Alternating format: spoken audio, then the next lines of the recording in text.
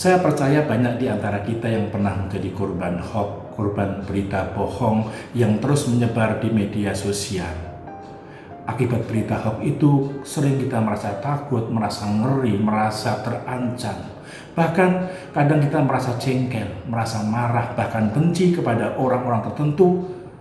Meskipun semua itu adalah kebohongan, kita telah tertipu berita bohong itu.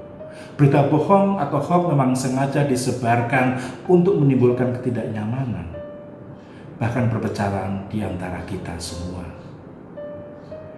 Sahabat terima yang terkasih dalam Kristus, hari ini adalah hari Rabu tanggal 19 Mei tahun 2021. Injil yang akan kita dengar adalah Injil Yohanes bab 17 ayat 11 sampai 19. Dan tema yang saya tawarkan kepada Anda semua adalah firman-Nya telah menyatukan dan menguduskan kita.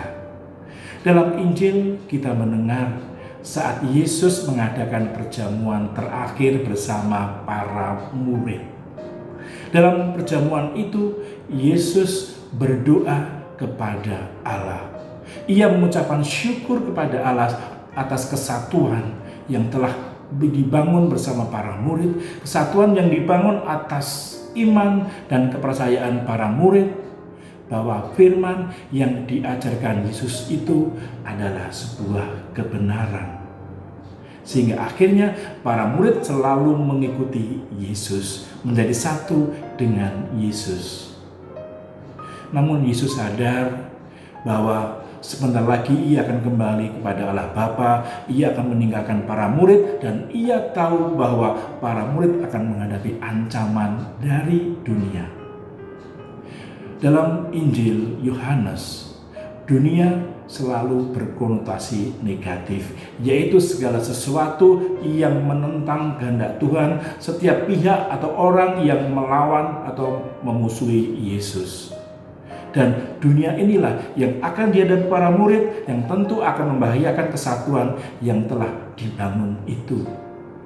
Dalam doanya itu, Yesus menyerahkan para murid kepada pelindungan kasih Bapa, agar Bapa melindungi mereka dari bahaya ancaman dunia itu, agar mereka diberi kekuatan agar mampu melawan dunia.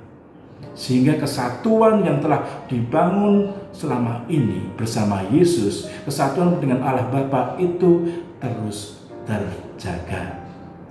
Sahabat terima yang terkasih dalam Kristus, firman yang diajarkan Yesus kepada para murid dan juga kepada kita semua adalah berita kebenaran.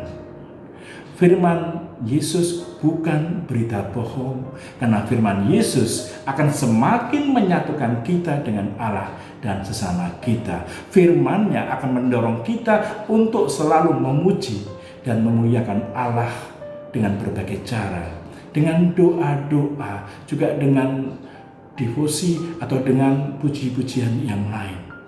Firman-Nya yang didengar dan dilaksanakan akan semakin menyatukan kita dengan sesama, karena terus mendorong kita untuk mewujudkan kasih dan rasa hormat kepada orang-orang di antara kita, sesama kita. Artinya firman Allah itu benar, karena semakin menyatukan kita dengan Bapa dan sesama kita. Firman-Nya telah menguduskan kita. Firman Allah bukanlah berita bohong, karena tidak memisahkan, namun justru semakin menyatukan kita dan menguduskan kita. Sahabat terima yang terkasih dalam Kristus, sebentar lagi kita akan merayakan Pentakosta. Kita diingatkan akan Roh Kudus yang telah bersemayam dalam diri kita. Roh Kudus itu yang akan mendorong kita untuk semakin mau mendengar atau membaca sabda Tuhan, firman Allah, mau merenungkannya, dan selanjutnya mau melaksanakan dalam hidup kita sehari-hari. Karena kita percaya firman Allah itu bukan berita bohong. Firman Allah merupakan firman kebenaran, karena menyatukan kita dan menguduskan kita. Semoga Roh Kudus terus mendorong kita, terus memampukan kita agar kita semakin mau mengakrabi firman Allah, membaca, mendengarkan, dan melaksanakannya, sehingga akhirnya kita pun mampu menjaga kesatuan dengan Bapa. Semoga Allah Bapa memberkati kita semua, demi nama Bapa dan Putra dan Roh Kudus. Amin.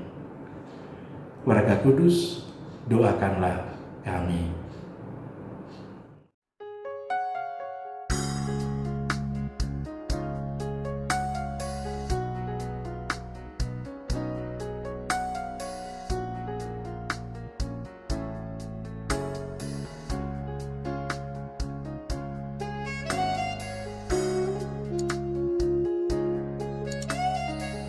Sahabat Rema, sampai jumpa dalam program berikutnya.